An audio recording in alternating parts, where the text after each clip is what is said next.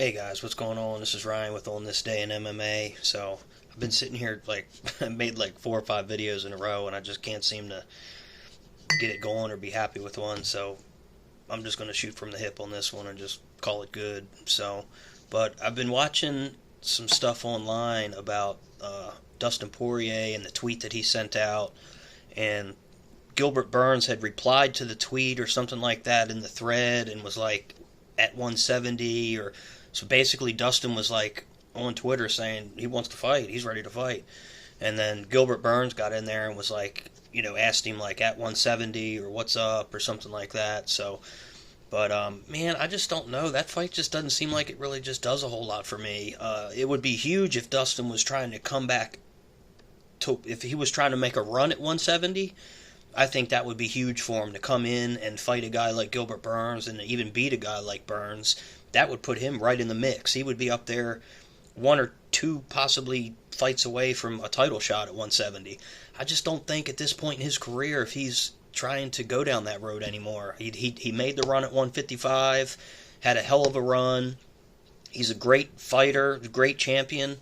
I just don't know if he's really going to do that at this point in his career. I think he's looking for more big promotional like money fights. Like the McGregor fight is there, of course. That's a huge fight.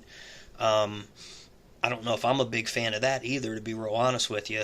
I'll tell you the fight I want to see is I'd like to see Porier Diaz. That fight's never happened. It was supposed to happen a few years ago at in New York, Madison Square Garden. It just, I think one of them got hurt, Porier or Diaz. I'm not really sure I don't remember the whole story behind that, but one of them had to pull out of the fight, and the fight never happened. It was supposed to be at a catch weight, 165. The fight never happened. That's the fight to make. If I was Dana and the matchmakers, I'm making Porier Diaz this summer, and it would be massive. It would be, it would be huge. You could put that on. Well, I don't know. I'd like to see it at 5 rounds, definitely for sure. Any Diaz fight you want to see at 5 rounds because those boys get better as the fight goes on. They get better as the fight goes on. So I'd like to see a 5-round fight, maybe even the co-main to a McGregor fight. McGregor and whoever he fights coming back, it could be Poirier Diaz on the undercard or something. Or I don't know. That fight's so big it could even be its own pay-per-view. But the Burns Poirier, McGregor Poirier 4. I'd watch them, of course, because I support the UFC and I support the brand. So yeah, of course I would watch it. But that Diaz fight, man, I just think that's the one to make because it's never happened. It was supposed to happen before. They're a little older now, but man, I just think that's just the fight to make. That's just my opinion. McGregor coming back, if McGregor wants that fight again at 155, which it probably will be at 155 if he fights Poirier again. Who knows if Poirier wants to go to 155 again? They might come back and make it at 170. But if McGregor wants that fight when he comes back, they'll probably make it happen. I don't know if you throw the guy in. I've been hearing other stuff too, and I guess rumors or whatever you want to call it about McGregor coming back and getting a title shot at 170 against Usman. I just think that is just totally ridiculous and should not even think about happening. He's just not in a position. He hasn't even won well, I guess the Cowboy Cerrone was the last fight that he won. But coming back in and going against a killer like Usman like that, I just think that that's a bad move. But he's shocked people before. Nobody thought he was going to beat Aldo, and he did. He came back in the second fight at 170 and beat Nate.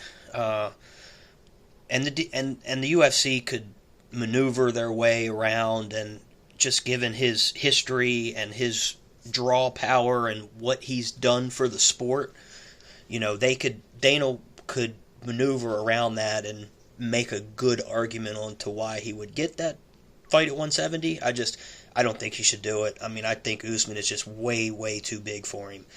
McGregor would max out at probably about 100. Well, he's put on a lot of weight now, so he might. But is his cardio going to be the same? Is his speed and accuracy going to be the same at 170.